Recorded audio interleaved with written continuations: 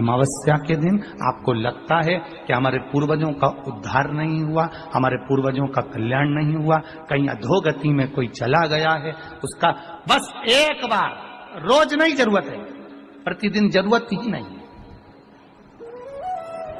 महीने में एक बार अगर अमावस्या के दिन भी आपने चंदन के थोड़ा सा चंदन अगर मेरे देवाधिदेव महादेव को 7 स्थान पर समर्पित किया है।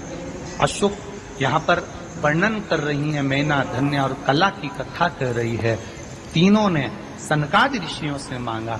चंदन भगवान को अति प्रिय होता है और चंदन ही एक ऐसा होता है जो पितरों को भी प्रिय होता है, जिसका स्पर्श मात्र लगने से पूर्वजों का कल्याण हो जाता है।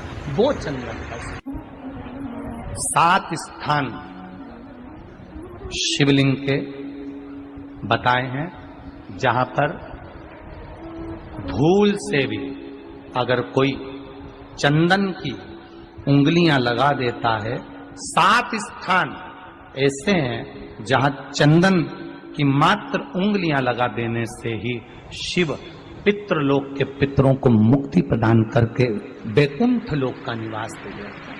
7 स्थान।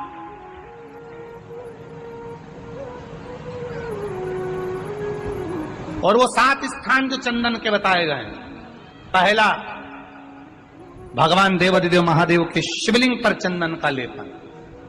समझ लेना जरा बहुत अच्छे से। आपको लगता है स्वप्न में कोई मुर्दे दिख रहे हैं, या कोई जल रहा है, या कोई मर रहा है, या कोई चला गया है, ऐसा भय लगता है। बच्चों को मानी भेजूंगी ऐसा हो जाएगा, पति को मानी भेजूंगी ऐसा हो जाएगा, कोई हमारे कोई गलत तो नहीं कर रहा है, आपको लगता है। 7 स्थान चंदन के बताएं महाराज। पहला शिवलिंग, दूसरा जहां गणेश जी का स्थान है, मालूम है ना सबको, जम के बोलो जरा, मालूम है ना सबको, जहां गणेश जी का स्थान है वहां अलग से गणेश जी बैठे, वहां नहीं। शिवलिंग में जलाधारी के ठीक सामने राइट में गणेश, लेफ्ट में कार्तिकेय, बीच में अशोक सुंदरी। तो पहला चंदन बाबा के शिवलिंग पर, दूसरा गणेश जी पर चंदन की उंगली, तीसरा षडानंद कार्तिकेय पर चंदन की उंगली, चौथा अशोक सुंदरी पर चंदन की उंगली, पांचवा जलाधारी पर चंदन की उंगली, छठा जो शिवलिंग का जल बह रहा है इसके ठीक विपरीत की ओर चंदन की उंगली, और 7वां चंदन नंदी के मस्तक के ऊपर जो 2 सींग लगे रहते हैं उस पर चंदन की उंगली। ये कब लगाई जाती है? या तो अमावस्या के दिन आपको लगता है कि हमारे पूर्वजों का उद्धार नहीं हुआ, हमारे पूर्वजों का कल्याण नहीं हुआ, कहीं अधोगति में कोई चला गया है, उसका बस एक बार, रोज नहीं जरूरत है, प्रतिदिन जरूरत ही नहीं,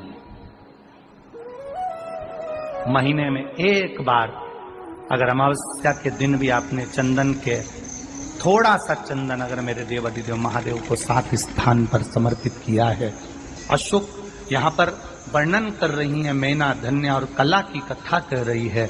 तीनों ने सनकादि ऋषियों से मांगा। चंदन भगवान को अति प्रिय होता है और चंदन ही एक ऐसा होता है जो पितरों को भी प्रिय होता है, जिसका स्पर्श मात्र लगने से पूर्वजों का कल्याण हो जाता है। वो चंदन का। आपके घर में पितृदोष है, आपको ऐसा महसूस होता है, आपको लगता है, तो किसी भी नवरात्रि के पहले जो अमावस्या पड़ती है, मान लो अपन अमावस्या पड़ी, आप अंदाजा लगाइए, तो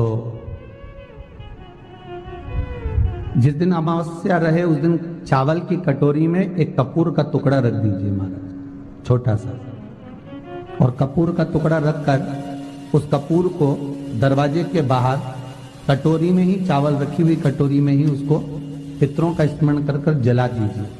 और जलाने के बाद उस चावल को कहीं भी किसी भी वृक्ष की छांव में पक्षियों के लिए डाल दीजिए। शिव महापुराण की कथा कहती है, अगर मान लो पितृ आपको कष्ट दे रहे हैं, पितृ आपको तकलीफ दे रहे हैं, कोई काम नहीं होने दे रहे हैं, या कहीं आपको ऐसा लगता है कि पितरों का दोष है, तो वो पितृदोष देवी, अब ये जो आप करेंगे ये कब कर रहे हैं? अमावस्या के दिन आप आप उसको रख रहे हैं, अमावस्या के दिन उसको रखकर रात भर आपने रखा कपूर के साथ में, सुबह एकम पड़ गई, नवरात्रि लग गई, उसी दिन उसको जलाकर आपने पटक दिया, अर्थात उससे देवी और पितृ इन दोनों का आशीर्वाद जो प्राप्त होता है, तो घर में से पितृदोष समाप्त होकर लक्ष्मी की वृद्धि प्रारंभ हो जाती है, कार्य में सिद्धता आ जाती है। मान लो अगर पितृदोष है तो करो, नहीं है बड़े अलमस्ती से रहो, तो ये पितृदोष का स्मरण। तो यहाँ शास्त्र कह रहा है कि पितरों का जो लोक होता है, पितर जो लोक होता है, उस पितृलोक में 64 योगिनियां प्रवेश नहीं करती। शिव महापुराण कर रही है, शंकर की कथा कर रही है। एक छोटा सा उपाय अवश्य करिएगा। मान लो आपको लग रहा है कि आपके घर में पितृदोष है, आपको ऐसा महसूस होता है, अमावस्या पड़ती है, चावल की कटोरी में एक कपूर का टुकड़ा रख दीजिए, मान छोटा सा, और कपूर का टुकड़ा रखकर उस कपूर को दरवाजे के बाहर कटोरी में ही, चावल रखी हुई कटोरी में ही उसको पितरों का स्मरण कर कर जला दीजिए। और जलाने के बाद उस चावल को कहीं भी किसी भी वृक्ष की छांव में पक्षियों के लिए डाल दीजिए। शिव महापुराण की कथा कहती है, अगर मान लो पितृ आपको कष्ट दे रहे हैं, पितृ आपको तकलीफ दे रहे हैं, कोई काम नहीं होने दे रहे हैं, या कहीं आपको ऐसा लगता है कि पितरों का दोष है, तो वो पितृदोष देवी, अब ये जो आप करेंगे ये कब कर रहे हैं? अमावस्या के दिन आप उसको रख रहे हैं, अमावस्या के दिन उसको रखकर रात भर आपने रखा कपूर के साथ में, सुबह एकम पड़ गई, उसी दिन उसको जलाकर आपने पटक दिया, अर्थात उससे देवी और पितृ इन दोनों का आशीर्वाद जो प्राप्त होता है, तो घर में से पितृदोष समाप्त होकर लक्ष्मी की वृद्धि प्रारंभ हो जाती है। अमावस्या के दिन प्रदोष काल में, प्रदोष के समय पर, प्रदोष काल में शाम के समय पर जाकर किसी भी नदी, तालाब, बावड़ी, कुआं, कहीं ना कहीं जो आपके पास में हो,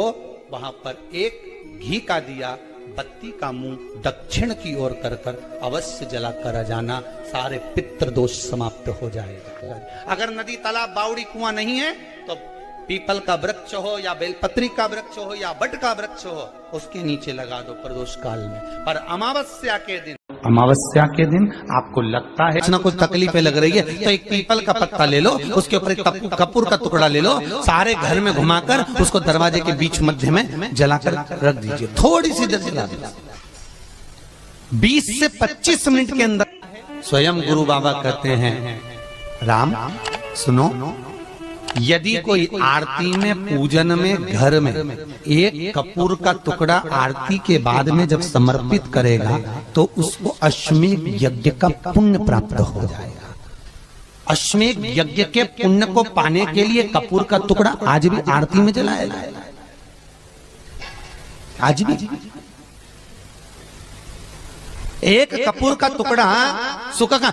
इसीलिए हमारे यहाँ शास्त्र कहता है, महाराज जब आपको घर में अगर ऐसा लगने लगे कि 15 दिन से बहुत बेचैनी है, बहुत दुख तकलीफ लग रही है, कोई ना कोई बीमार पड़ रहा है, कुछ ना कुछ तकलीफें लग रही है, तो एक पीपल का पत्ता ले लो, उसके ऊपर एक कपूर का टुकड़ा ले लो, सारे घर में घुमाकर उसको दरवाजे के बीच मध्य में जलाकर रख दीजिए, थोड़ी सी देर जला दीजिए। 20 से 25 मिनट के अंदर मकान में एनर्जी वापस आ जाएगी, उस भवन में एनर्जी वापस प्राप्त हो जाएगी। अमावस्या